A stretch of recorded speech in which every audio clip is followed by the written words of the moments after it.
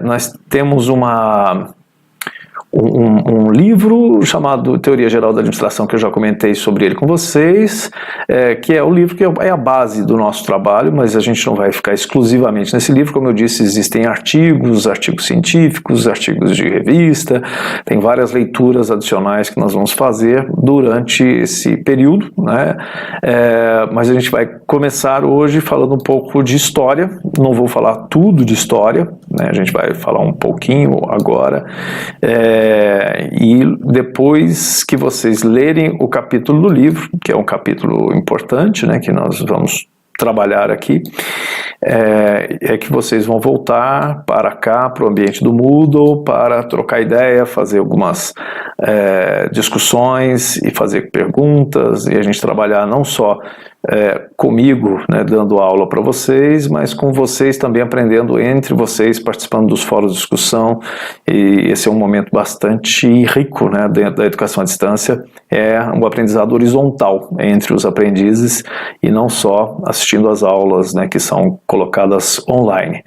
Então, para a gente começar a falar sobre um pouco da história, né, da história da administração, vamos falar um pouco da história em geral. A gente falou um pouco, bem rápido, né, na sala de aula, e o que nós vamos tratar agora é que nós vamos começar a falar sobre a escola clássica de administração e o movimento da administração científica. É o primeiro momento que a administração começa a ser tratada realmente de maneira científica e tido como o início da administração, o nascimento da administração, que acontece lá no final do século XIX. A gente falou bem rápido disso na sala de aula, agora nós vamos entrar nisso a fundo. O restante, os próximos tópicos aqui, são os próximos assuntos que nós vamos tratar. Conforme a gente for encerrando um, a gente entra em outro. Então a gente vai falar sobre a escola de relações humanas, as teorias sobre a motivação e a liderança, uma mudança de recursos humanos para a gestão de pessoas, os processos decisórios nas organizações. Isso é muito importante, porque administrar é tomar decisões o tempo todo. O estruturalismo e a teoria da burocracia. A burocracia é um tema que vai ser recorrente, nós vamos falar muito sobre ela e, né, teremos muitos assuntos, né, e muita discussão sobre burocracia. A teoria dos sistemas, que é bastante atual, essa visão das organizações como sistema, o sistema e a contingência, a tecnologia e a influência da tecnologia na gestão atualmente, o enfoque prescritivo no desenvolvimento organizacional. Vamos falar sobre várias desses conceitos que a gente falou de uma maneira transversal. Também vamos falar sobre a cultura organizacional, a aprendizagem organizacional, o poder nas organizações, as teorias ambientais e aí uma série de considerações mais recentes sobre a área de administração. Então, não se preocupe, esses são temas que vão ser tratados ainda dentro da disciplina, mas a gente começa falando um pouco do histórico, né? Faz parte da natureza humana transformar coisas. Desde os tempos pré-históricos, a civilização humana tem convertido matérias-primas em produtos acabados. Este é um fenômeno que normalmente envolve uma série de elementos, entre eles um mínimo de coordenação e controle das atividades. Então, administrar no começo, começou a ser necessário aprender a administrar porque você precisava produzir coisas, era muito menos serviços e muito mais produção de bens, bens de consumo, bens de capital. E os serviços eles começaram a se tornar importantes mais tarde, mais no final, na segunda metade do século XIX, na primeira Revolução Industrial. O importante era a fábrica e por isso mesmo a administração ela se tornou muito importante para melhorar a produtividade, entregar maiores resultados no processo de fabricação de bens. Mas isso começou muito antes, né? O histórico do que a gente pode falar dos homens se organizando, criando organizações, isso pode vir lá da época dos monges sumérios, 5.000 anos antes de Cristo, ou seja, 7.000 anos atrás, já nasceu a ideia de contabilidade básica, de estoques, empréstimos, taxas, que são coisas que são usadas até hoje em qualquer organização, pública ou privada. Você vai trabalhar, você vai ter que ter uma contabilidade, vai ter que fazer fazer controle de estoque, vai ter que trabalhar com taxas, financiamentos, dinheiro, e o controle, né, as ideias relacionadas a isso, elas estão aí desde 7.000 anos atrás. Há 4.000 a.C., os egípcios usavam também conceitos básicos de planejamento, organização, controle do trabalho. A especialização do trabalho vem desde essa época, ou seja, cada pessoa especializada em fazer uma atividade. Isso é uma característica, né, que é encontrada lá na produção egípcia, depois na Grécia, inclusive nas artes, isso era uma realidade também, onde você tinha pessoas especializadas em determinados tipos de habilidades.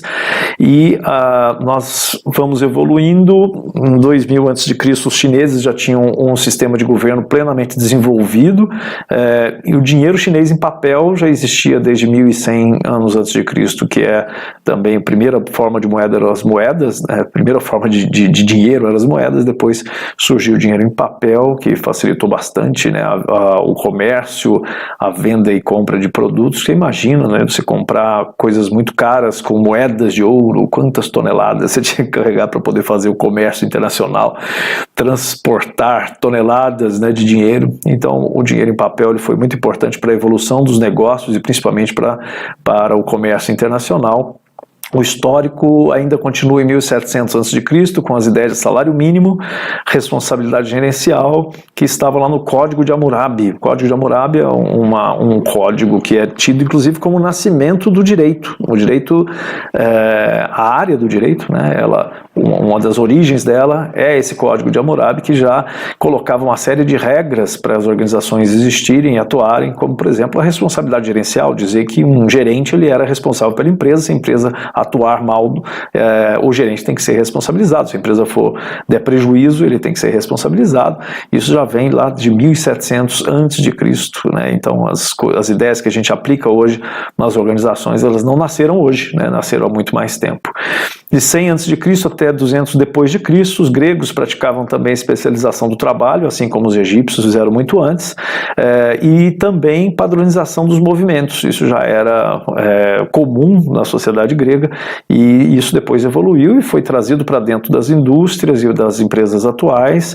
É o caso que a gente vê na Revolução Industrial. Grande parte da forma de produzir que nós utilizamos, né, que nós temos hoje, que nós vemos hoje, foi estabelecido há 1700, 1800, 1900, ou seja, nós temos aí 300 anos em que várias atividades que a gente vê acontecer dentro das organizações foram criadas há centenas de anos atrás, e elas continuam sendo usadas porque elas funcionam, né, porque elas dão resultado, e isso tem a ver com a padronização, a especialização, que são coisas que nós fazemos naturalmente. A própria universidade, ela ainda é herdeira de vários desses conceitos. Nós temos um trabalho altamente padronizado, um trabalho altamente especializado, professores que dão nas matérias específicas, né, cada um é especializado na sua área. A padronização, porque cada aula tem sempre 50 minutos, 100 minutos, tem um horário para começar, horário para terminar, existe um padrão, as provas têm que acontecer dentro de um determinado padrão, a avaliação é feita até não sei quantos pontos, aprovado só quem tem acima de tanto por cento da disciplina, tanto por cento da frequência. Isso tudo é padrão. É um padrão de gestão que foi definido, né, e a gente vem aprimorando isso, mas há séculos, e isso vem contribuindo para que se consiga ter uma gestão mais eficiente, talvez. As linhas de montagem vêm da década do século, né, final do século XVIII, começo do século, século XIX, começo do século XX. A linha de montagem e as teorias da administração são dessa época, e elas são importantíssimas. E a linha de montagem, que é o que a gente entra em qualquer fábrica praticamente hoje em dia, você vê, ela também foi utilizada ou adaptada para a prestação de serviços. Grande parte dos serviços que nós temos hoje, ele segue o conceito fordista, taylorista, que é o conceito de linha de montagem, né? Você tem o produto passando por dentro do processo de produção, e quem vai produzi-lo fica parado, estacionados, fazendo as suas atividades altamente especializadas, padronizadas e com a intercambialidade de peças, de equipamentos, de ferramentas, e próprio de operários, né, com uma facilidade muito grande. Então, a gente encontra isso tanto na área de serviços quanto na área de produção de bens há muitos anos, né, e a gente vai continuar vendo isso porque tem resultado, funciona, mas logicamente houve adaptações para melhorar isso, e a gente vai falar sobre tanto sobre os benefícios como as adaptações necessárias às linhas de montagem. O que a gente enxerga hoje, né, nós pegarmos 2020, a gente falou bastante em sala sobre futurismo, sobre modernidade, sobre como as coisas mudaram, estão mudando e vão mudar, né, cenários futuros, e o que a gente enxerga hoje é um achatamento da hierarquia. Rapidamente, para explicar isso para vocês, aqui antigamente você tinha vários níveis hierárquicos na organização, com presidência, diretoria, gerência, supervisão, encarregado, chefe, líder, tal, até lá embaixo. O que a gente vê hoje é um achatamento com muito menos níveis estratégicos, né, dentro da organização, uma organização mais horizontal e menos vertical. Isso tem vários motivos para isso acontecer, um deles é corte de custo, obviamente, mas outros também por causa da própria facilidade de comunicação, da aplicação da tecnologia permitiu que isso acontecesse. Também o coworking, espaços onde as pessoas trabalham, né, diferentemente do momento passado, onde você tinha uma empresa bem tradicional e rígida, com as pessoas entrando nas suas salinhas e trabalhando das 8 às 5, hoje você tem muito mais flexibilidade, não em todas as empresas, em todas as funções, mas em algumas sim, onde é possível, muita gente trabalhando à distância, ou trabalhando em espaços de coworking, onde você tem várias pessoas de várias empresas diferentes que se reúnem num local para usar aquele local para trabalho e fazem o trabalho teletrabalho, ou mesmo a própria empresa cria um espaço de coworking para os seus funcionários, onde eles vêm, não tem um local fixo, eles vêm, utilizam aquele local, vão embora no dia seguinte, eles vão pegar um outro local dentro daquele espaço de coworking, onde eles trazem o próprio computador, trazem o seu dispositivo móvel e fazem o seu trabalho dentro daquele coworking, ou seja, trabalhar conjuntamente, né? E isso tem sido muito comum. A produção dispersa nas empresas, não só a produção de bens, mas a própria gestão, as pessoas estão dispersas em vários locais diferentes, isso torna a gestão muito mais complexa também, porque você tem pessoas não só trabalhando dentro do mesmo prédio, né, mas uma organização está espalhada em vários prédios, várias cidades, vários países, e muitas vezes pessoas que estão em suas casas trabalhando para aquela empresa, e aí a gestão disso é muito mais complexa, mas também se mostrou ser mais produtiva para determinados tipos de atividade. A comunicação é muito mais fluida hoje em dia, portanto ela é mais rápida e também mais complexa de gerenciar. Só para dar um exemplo, nós vamos utilizar o Moodle justamente por causa disso. Essa comunicação é muito fácil, muito fluida, mas isso pode gerar também um caos, se a gente não tiver uma maneira de organizar a informação. Então o Moodle é uma forma da gente centralizar todas as informações, tudo que eu for disponibilizar para vocês é feito através do Moodle, tudo que vocês fizerem fica registrado no Moodle, e a gente tem uma maneira organizada de controlar essa fluidez da informação. A intensidade no conhecimento é cada vez maior, a importância do conhecimento para as organizações é cada vez maior, e existe um movimento também de cada vez a gestão ser mais aberta, as pessoas compartilharem, as empresas compartilham as suas informações, seus indicadores com seus funcionários, com seus clientes, com seus fornecedores, com o público em geral. Isso é uma tendência, não só empresas privadas, mas públicas também, até por obrigação. A empresa pública tem que ter transparência e tem que ter essa gestão aberta, onde as pessoas acompanham e sabem o que as empresas estão fazendo. E aí gerir uma organização entre outras coisas, gerir os recursos que a organização precisa, que são as pessoas, os materiais, matéria-prima, material de consumo, as informações, os dados, cada vez mais dados e informações são importantíssimos, os equipamentos, né, a tecnologia relacionada com a organização, com a prestação de serviço, com a produção de bens, a energia necessária, e aí a gente pode falar tanto da energia tradicional, que a gente fala de elétrica, de combustíveis e tal, mas a própria energia motivacional das pessoas, a energia necessária para que as pessoas realizem as suas atividades. Gerir recursos é gerir tudo isso, gerir até a própria motivação do grupo e assim por diante. E um gestor, que é um administrador, ele precisa organizar esses recursos para que a função ocorra de acordo com o previsto, né? A função produção, porque toda a atividade de produção, de administração, e toda organização ela tem uma ou mais funções de produção. A função produção é aquilo que a organização realiza, então toda organização tem uma função produção principal, a gente no termo, né, em inglês utiliza core business, a gente usa, né, essa expressão, o negócio principal da organização, que é uma função produção, mas ela tem várias outras funções de produção que acontecem na organização que são acessórias. E aí você precisa produzir de acordo com o previsto, ou seja, você tem um planejamento, você tem que produzir os seus bens e serviços de maneira econômica, respeitando os preceitos éticos, culturais, respeitando as normas, né, as leis, e tem uma série de preocupações que um gestor tem que ter, conseguir entregar aquilo que foi planejado, com produtos, serviços ou as duas coisas, mas dentro dessas restrições. E aí o gestor tem que entender como estruturar um sistema de produção que utiliza conjuntamente os materiais, os equipamentos, as informações, a energia e as pessoas. Assim, ele tem que conhecer o que é essencial em cada uma dessas áreas e saber analisar as relações e interdependências que existem entre esses diferentes elementos que constituem a organização. Então, um administrador de uma organização, seja ela pública ou privada, ele tem que ser especialista em gestão. E, logicamente, cada uma dessas áreas você vai ter especialistas específicos. Por exemplo, na área de informações, você vai ter um especialista de TI, um analista de sistemas, um gestor de TI.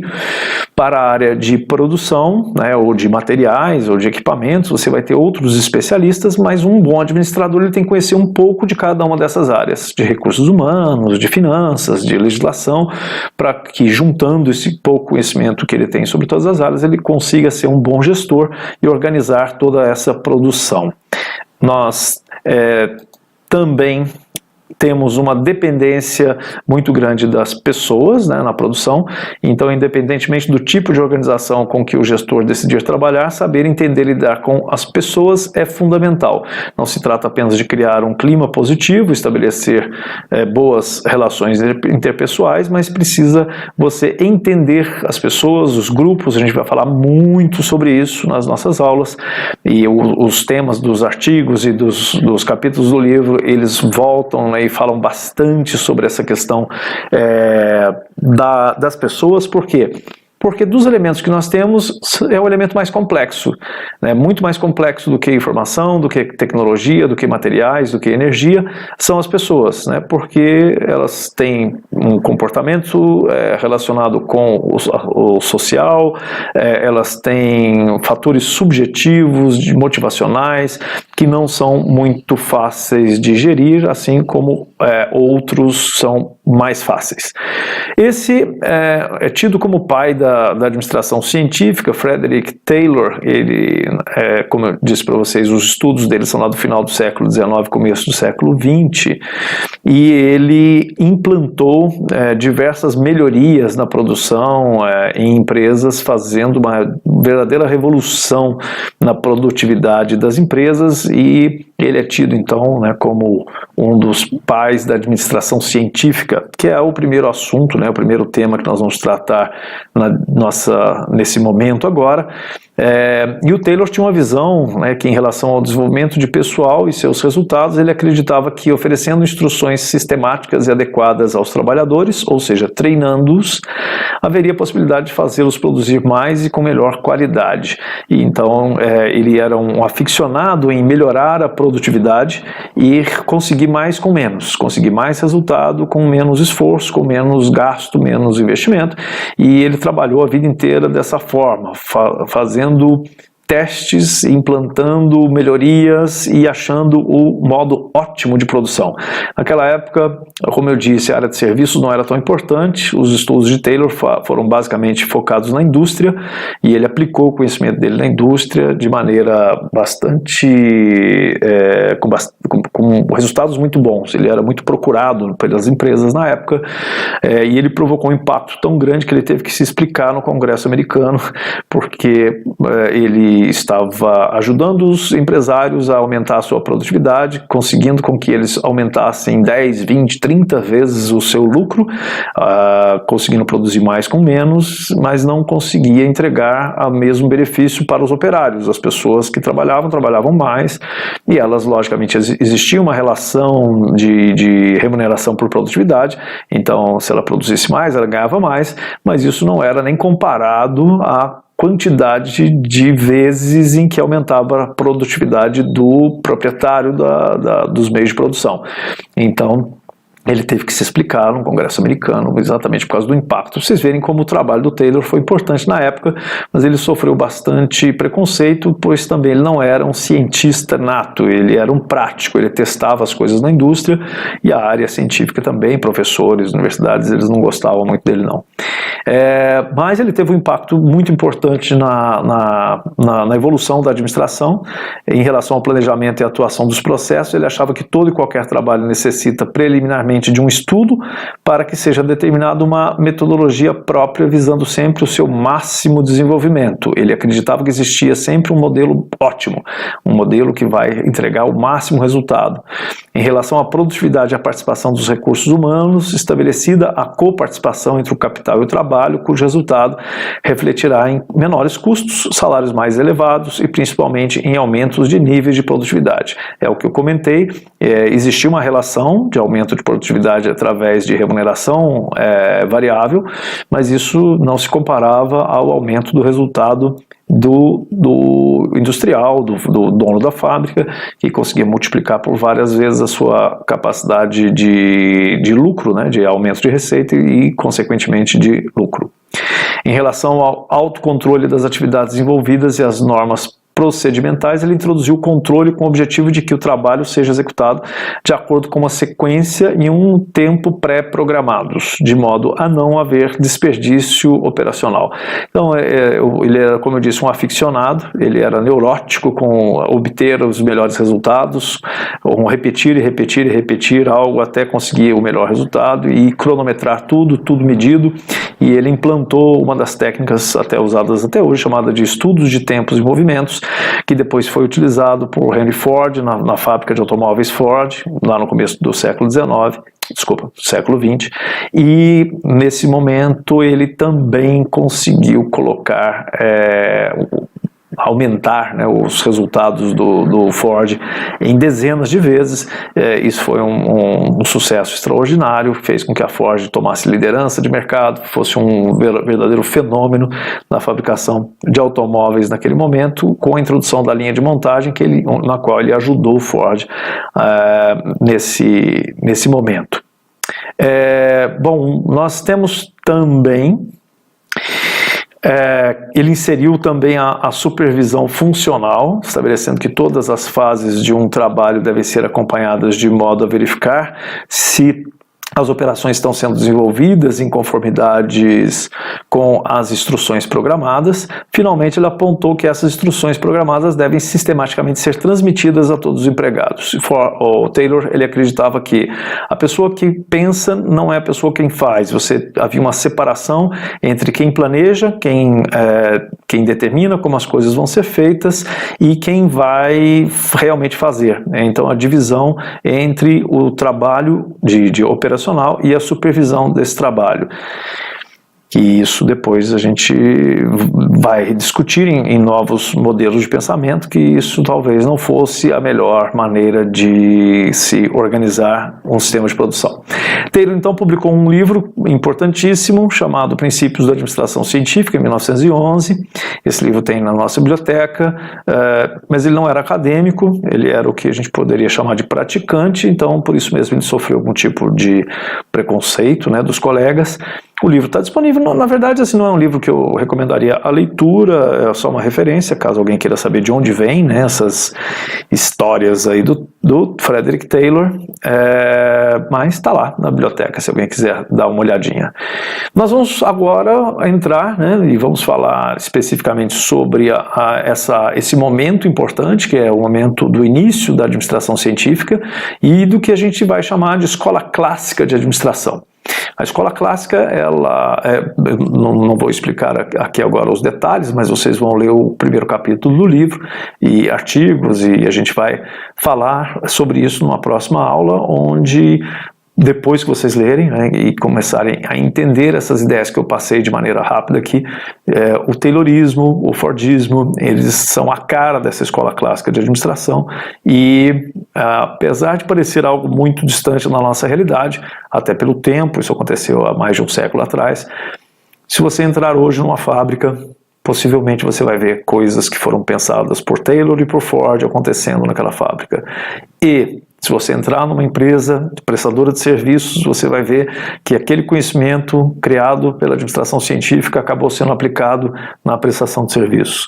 Você entrar numa empresa, numa organização de serviços públicos, você vai encontrar o Fordismo, o Taylorismo sendo aplicado nessas organizações, com vários níveis de resultado, com muitos benefícios e com certeza se for apenas isso, né, se fosse apenas esse conhecimento, porque o conhecimento evoluiu de lá para cá, né, mais de 100 anos de aplicação desse conhecimento ele evoluiu, e logicamente se permanecesse só com aquele pensamento da escola clássica, as organizações não conseguiriam lidar com os novos pensamentos, o novo jeito de pensar com a nova realidade.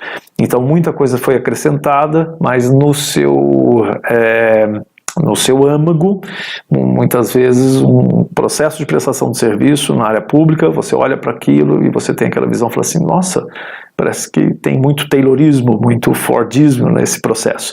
E tem mesmo, né? Só que, logicamente, a gente tem que aproveitar o que tem de bom nessa escola clássica, nesse jeito de pensar e adaptar o restante do que não tem de bom, e tem algumas coisas ruins que nós vamos discutir lá na frente, adaptar e acrescentar novos conhecimentos que a gente foi aprendendo ao longo do tempo para cada vez ter um modelo melhor de administração. Boa semana, até a próxima aula, estudem bastante, se cuidem.